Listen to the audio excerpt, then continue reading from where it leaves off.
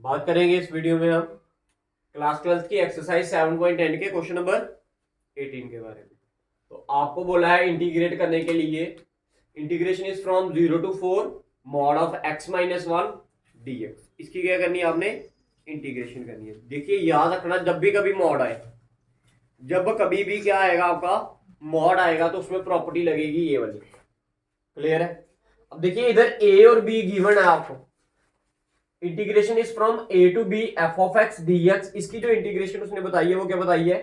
Minus integration is from A to C F of X D X plus C to B F of X D X. इसकी क्या बताइए आपको? ये answer है, इसकी ये प्रॉपर्टी है जो हमने इधर यूज करनी। देखिए ए तो आपको पता चल रहा है इसका क्या है 0, बी आपको पता चल रहा है इसका क्या है 4, लेकिन सी कैसे निकालेंगे इसका?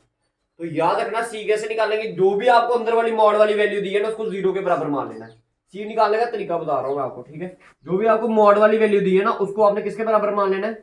0 के बराबर। और ये जब x की वैल्यू निकालोगे इधर से क्या आएगा 1।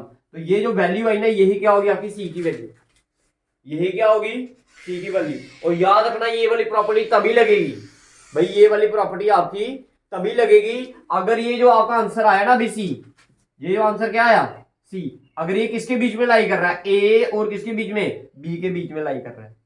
देखो इधर ए की वैल्यू क्या थी 0, बी की वैल्यू क्या थी 4, सी क्या है आपका 1, इसके बीच में लाई किया ना। अगर सपोज करो इसी के अंदर क्या दे दिया होता, इधर 7 दे दिया होता, मॉड ऑफ x माइनस 7, ठीक है? तो इधर x की वैल्यू क्या आती फिर 7। क्या 7 इन दोनों के बीच में लाई कर रहा है?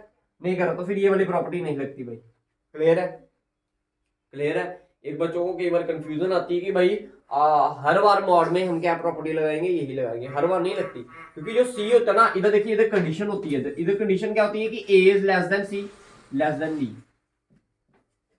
ए is less than C and C is less than B. Clear? Question समझ आएगा? बाकी आपको इतना आसान है ना ये, ठीक है? 5 या 6 नंबर में आएगा क्वेश्चन आपको, ठीक है? 3 क्वेश्चन है इसी की तरह, एक क्वेश्चन नंबर 18 है, एक क्वेश्चन नंबर 6 और एक क्वेश्चन नंबर कौन सा देखना 5 है ना, ठीक है? 6th 5th और 18 क्वेश्चन, तीनों एक जैसे क्वेश्चन है ये, ठीक है जी? तो आइए हम क्वेश्चन नंबर 18 की बात करते हैं, ठीक है? जिसमें हम क्या करेंगे, ये प्रॉपर्टी को यूज करके क्या निकालेंगे, इसका आंसर निकालेंगे। तो लिखिए यूजिंग प्रॉपर्टी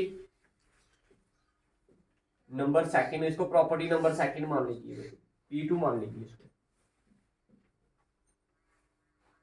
ये पूरी प्रॉपर्टी लिखनी है। जब भी आपने ये क्वेश्चंस करने हैं भाई तो आपने पूरी की पूरी प्रॉपर्टीज लिखनी है ये वाली। क्लियर?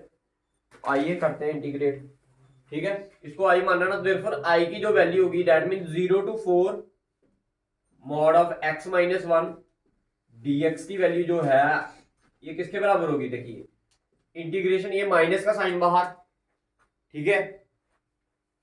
a टू c, देखो क्या लिखा है a टू c, a की वैल्यू 0, c की वैल्यू क्या आई 1, अंदर क्या आएगा आपका x माइनस 1 dx। बताओ क्लियर है? हाँ जी क्लियर है?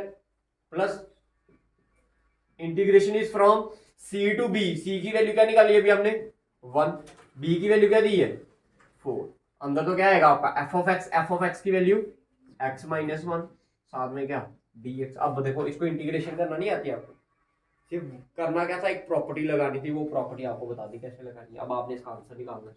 ये माइनस बाहर ही रखा, देखो इधर ध्यान से भाई, x की इंटीग्रेशन क्या होगी एक्स स्क्वायर अपॉन में 2, माइनस 1 की क्या होगी minus x. Integration is from 0 to 1 limit लगा दी। क्लियर है?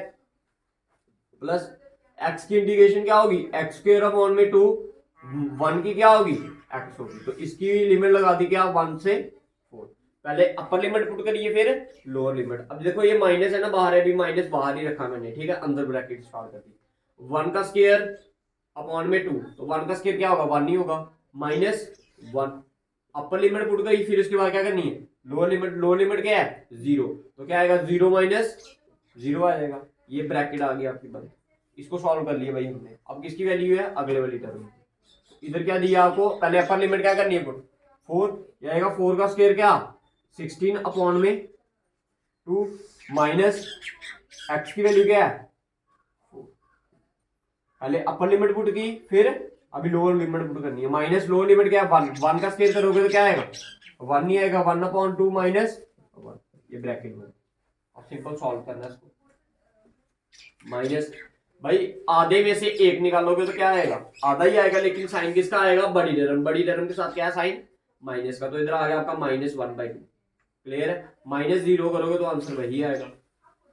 प्लस ये 2 1 का, ये कितने का, 8 का, 8 में से 4 निकाले तो 4, माइनस आधे में से एक निकालोगे तो क्या आएगा, आधा ही आएगा, लेकिन साइन किसका, बड़ी टर्म का, तो आगे माइनस ये बाहर है तो माइनस एक हो रहा है, तो क्या बन गया, प्लस बन गया, +1/2।